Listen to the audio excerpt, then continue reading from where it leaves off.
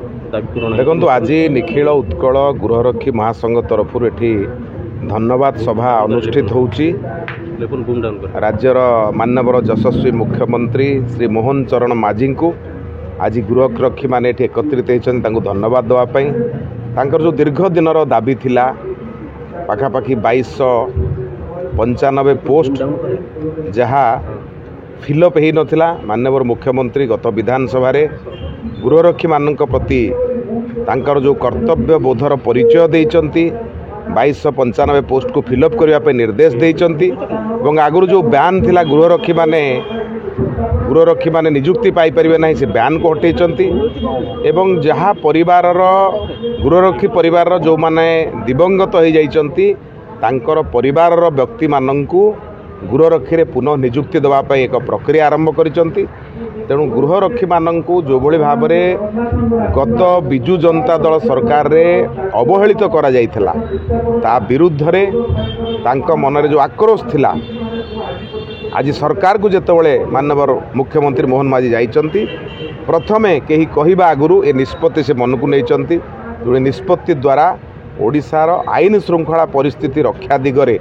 गृहरक्षी मानकर जो भूमिका से भूमिका आहुरी गुरुत्वपूर्ण होइछि एवं गृहरक्षी मानक पई एभली दुईटी घोषणा करी गृहरक्षी मानकु सम्मानित करिसंती मुख्यमंत्री श्रीयुक्त मोहन चरण माझी। तेणु आज ये सभा माध्यम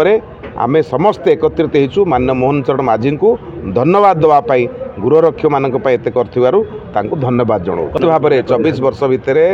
गृहरक्षी निर्यातित होइथिला गृहरक्षी निष्पेषित होइथिला आपण देखिचंती अनुगुल से घटना गृहरक्षी भौणी को जो भली भाव में निर्यातना दि जाइथिला मरी जाइथिला जड़े गृहरक्षी आपणकर मुख्यमंत्री घर सामने आत्माहुति देकर तांकर अवस्था कौन थी आप जानते। तेणु गृहरक्षी जी गृह को रक्षा करिथाए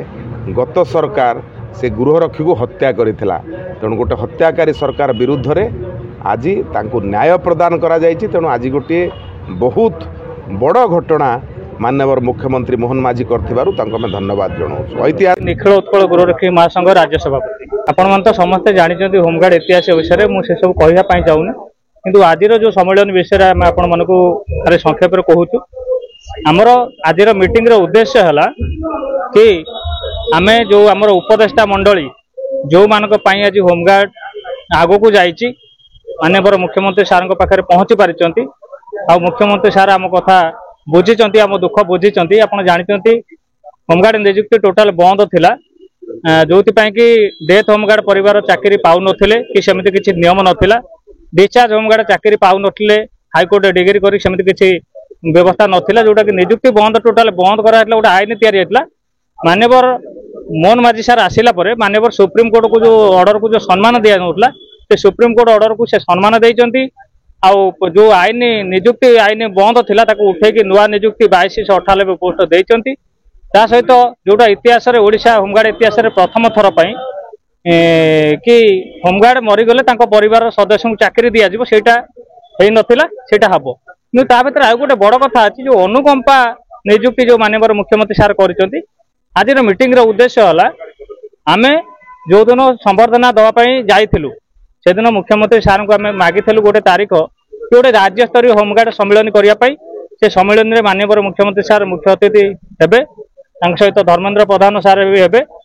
सहित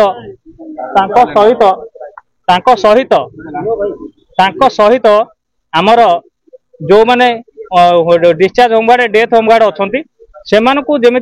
बिना इंटरव्यू निजुक्ति दि जाऊ परिवार लोक चाकरी थिला बेले मरीचंती डिस्चार्ज होइके अछंती सेमानकु निजुक्ति दिया जाऊ आउ एटा होची राज्य स्तरीय सम्मेलन पूर्व प्रस्तुति मीटिंग माननीय मुख्यमंत्री सार जो तारीख देबे आमे सेही तारीख रे सारा ओडिशार 30 जिला 43 जिलार होमगार्ड भाई भौणी मानकु नै आमे एक राज्य स्तरीय सम्मेलन करिवु। मुख्यमंत्री सार मुख्य अतिथि रहिबे आमर होची गवर्नर सार बा राज्यपाल सार आमर रहिबे संबर्धित अतिथि बाकी आमर बीजेपी धर्मेंद्र सार हूँ जिते अच्छा समस्त अतिथि मानक सम्मानित अतिथि करके पुलिस डीजी सार होमगार्ड डीजी सार सम्मानित अतिथि भाव में कर।